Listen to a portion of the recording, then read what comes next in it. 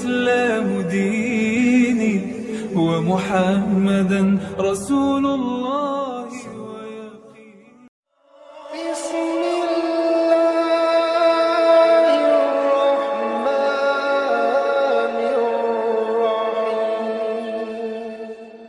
Disempurnakan oleh Rasulullah Muhammad SAW.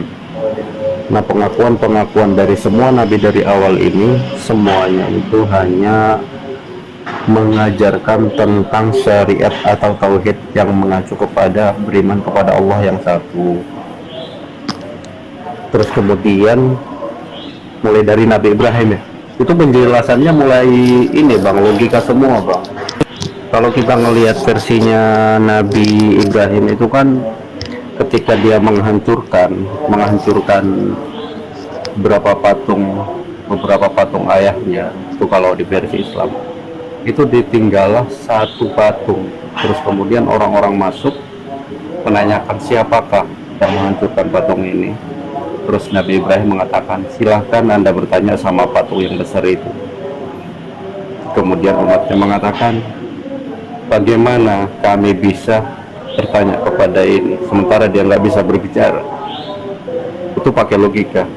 Jawab Ibrahim, terus kenapa kalian mempertuhankan patung yang tidak bisa bicara? Nah, terus kemudian jalan ke ini sampai ke Nabi Musa, itu kan mengajarkan satu Tuhan. Terus kemudian juga sampai hidup Yesus. Terus kemudian disempurnakan sama Nabi Muhammad SAW dengan hukum-hukumnya. Nah, pertanyaan saya begini bang, semenjak di masa hidupnya Yesus itu mengajarkan apa bang? Masalahnya di perintahnya di Matius berapa itu 19, setelah dia bangkitkan dia mengatakan, pergilah semua, ajarkanlah apa yang kuperintahkan kepadamu. Yesus kan menitipkan pelajaran kepada murid-muridnya apa yang sudah diajarkan. Nah, pertanyaan saya begini, yang terakhir, kalau kita melihat mulai dari Nabi yang pertama sampai terakhir di Nabi Musa, itu mereka mengajarkan tentang tauhid, mereka berdarah-darah, pengorbanan, banyak banget. Nah, terus kemudian ada beberapa yang dibatalkan oleh Paulus, itu hanya dalam mimpi bang. Itu sepengetahuan saya, itu hanya dalam mimpi.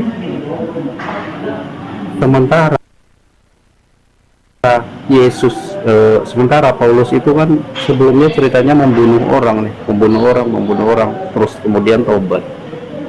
Perbandingan, mohon maaf sekali lagi teman-teman, perbandingan Rasulullah Muhammad SAW itu sebelum diangkat jadi nabi itu sudah dijuluki Al-Amin, artinya orang jujur, orang bijaksana, masih diterima oleh di kaumnya. Artinya sebelum diangkat jadi nabi sampai umur berapa, kalau nggak salah 40, dia itu sudah dikenal Al-Amin, bijaksana, tidak pernah berbohong. Sementara Paulus sendiri kan membunuh, terus kemudian dia membatalkan semua hukum-hukum perjuangan segala nabi itu berkorban. Dia hanya membatalkan dalam mimpi saja bertemu. Nah, pertanyaan saya begini bang, kira-kira abang lebih mengikuti yang mana? Seandainya Rasulullah Muhammad dengan Paulus hidup pada waktu bersamaan, Rasulullah Muhammad itu dikenal Al-Amin, bijaksana, sementara Paulus dikenal membunuh, dan dia membatalkan hukum-hukum Taurat hanya dalam mimpi, sementara Rasulullah menurut versi Islam sekarang masih menjalankan. Silahkan dijawab bang. Mohon maaf kalau misalnya tersinggung ya. Sorry ya kalau tersinggung ya. Ayo dong, saya duluan ya Pak. Saya tidak akan menanggapi. Tunggu. Saya tidak akan menanggapi nanti Pak Demian yang tanggapi. Namun saya mau ralat tentang pertanyaannya di situ ya. Sebab dari pertanyaannya saya saja itu sudah salah ya. Jangan memaksakan cerita di dalam Al-Quran masuk ke dalam Alkitab. Salah satunya yang Bapak masukkan di situ adalah bagaimana Nabi Ibrahim menghancurkan patung-patung. Ya, di dalam Alkitab kami itu tidak ada seperti itu, cerita seperti itu. Di dalam Alkitab tidak pernah Ibrahim pergi ke Mekah. Itu kesalahan yang pertama. Jadi kami pun meluruskan dulu pertanyaannya. Baru yang kedua, bahwa Paulus tidak pernah bermimpi masalah tentang tentang surat-surat yang dia katakan itu, tetapi itu berdasarkan ilham. Jadi itu yang saya mau koreksi, ya, kesalahan Bapak dalam bertanya seperti itu. Silakan ditanggapi, Pak Demian. Ya gini ya Bang Luani, mohon maaf juga ya Bang ya. Monggo. Jadi kalau kita belajar perbandingan antara Rasul Paulus dan Nabi Muhammad ya, kalau Rasul Paulus itu sebelum dia bertobat memang dia jahat, dia sering mengejar murid-murid Yesus, tapi setelah dia bertobat dia nggak membunuh lagi, dia tidak melakukan kejahatan lagi. Beda dengan nabi-nabi yang lain, ketika mereka jadi nabi mereka bukan tidak sama seperti Paulus, malahan mereka membunuh dan menganiaya dan sebagainya, berperang. Kalau Paulus enggak, dia berperang itu ketika dia belum bertobat. Namun ketika dia bertobat, dia tinggalkan segala sesuatu itu, dia hidup baru. Itulah teladan yang diberikan oleh Rasul Paulus dari kisah hidupnya.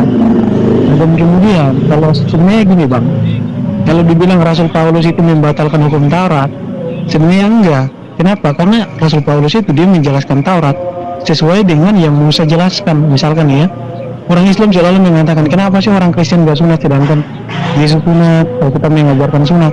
Nah, kedudukan sunat di dalam Bible itu kan sesuai dengan konteksnya, khusus bagi keturunan Abraham, dan itu yang dijelaskan oleh Rasul Paulus. Kemudian ajaran-ajaran yang lain seperti tradisi-tradisi.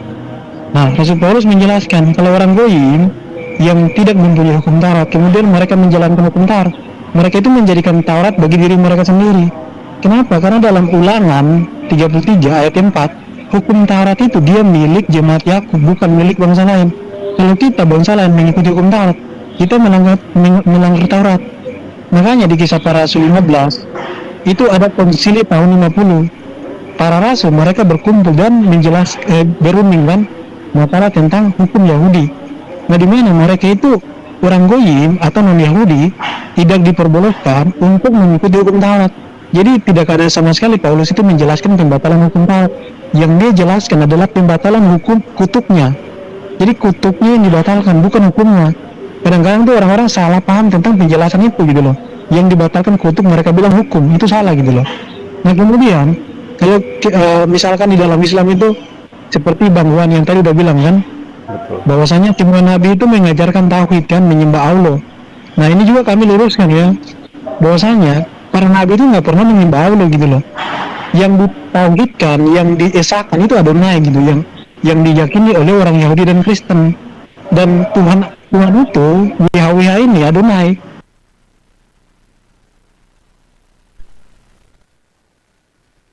Yang menyembah Tuhan selain Adonai, YHWH nggak ada. Semua nabi dari zaman Adam sampai zaman Nuh, kemudian sampai di Abraham, kemudian sampai di bangsa Israel, yaitu adanya nabi-nabi yang dari situ kan banyak sekali kan, seperti Daud, Salomo dan sebagainya. Tidak ada satupun nabi yang menyembah Allah. Jadi mereka menyembah Adonai. Dan di dalam kitab-kitab para nabi Pak, semua nabi itu mereka memberikan nubuatan tentang Mesias yang akan datang. Jadi orang Kristen kita ini beriman kepada apa yang disampaikan oleh para nabi, apa yang disampaikan oleh murid-murid Yesus tentang Mesias, tentang ajaran para nabi, siapa Tuhan yang mereka sembah. Nah kalau dalam pandangan Kristen, mohon maaf ya Bang ya, dalam pandangan Kristen, Tuhan yang disembah oleh orang Islam itu bukan Tuhan yang disembah oleh para nabi gitu loh, atau yang disembah oleh kami gitu. Jadi nggak ada hubungannya gitu Bang. Silakan. Gini Bang, kalau Abang mengatakan mulai beberapa nabi sebelumnya itu tidak menyembah Allah, hanya Islam, saya sependapat. Karena memang ada yang kalau nggak salah tertulis di dalam Alkitab itu mengatakan saya menampakkan diri, mengatakan diri kepada Nabi Musa dan Abraham. Tapi tentang namaku, aku belum mengatakannya. Nah sekarang di dalam Al-Quran mengatakan innani ana Allah, saya adalah Allah. Maka dari itu kalau pengetahuan saya, Allah itu adalah nama bang di dalam Islam. Kalau abang mengatakan Allahnya orang Kristen, Tuhannya orang Kristen itu namanya Allah, menurut saya nggak sependapat. Karena kalau Tuhan itu ilah, bukan Allah. Jadi Tuhan itu nama sesembahan, ilah, bukan Allah. Makanya di dalam la ilaha illallah, la ilaha, tidak ada Tuhan. Kalau Tuhan ilah, kalau Allah memang Allahnya orang Islam. Kenapa? Innani ana Allah, saya adalah Allah, itu bang. Makanya kalau abang mengatakan tidak pernah menyembah Allah, memang iya, karena belum mengatakan namanya. Masalah Yahweh Elohim itu cuman semacam gelar sembahan saja, karena namanya belum disampaikan. Monggo bang, mau ditambah idenya? Kalau lo Tanur, Iya Pak. Tanur, bukan kalau Tanur.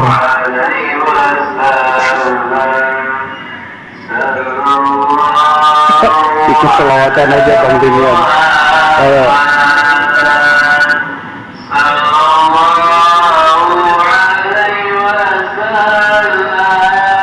Kenapa Bang Dimian dengerin itu selawatan Bang namanya. Itu video.